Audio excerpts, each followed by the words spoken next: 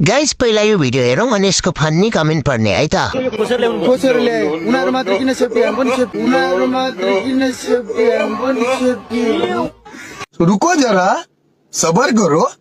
कुनै दिन आन्दोलनकारीले पुलिसलाई नि नाङ्गो पारेर लुगानी आफै लगाएर जान बेर छैन कुरा त सही हो जे मिल्छ त्यो उठाउनु तर बन्दुक पाएपछि आफूतिर नपड्काउनु होला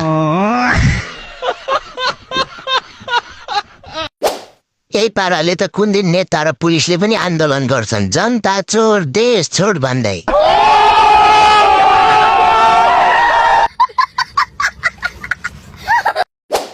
सेक्युरिटी गार्डलाई जस्तै उहाँलाई पनि पुरस्कार दिन पर्छ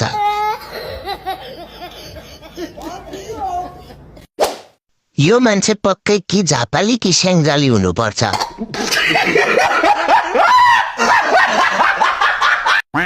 त्यस्तै रमाइलो भिडियो हेर्न डिम्पलको आइडीलाई फलो गर्नुहोस्।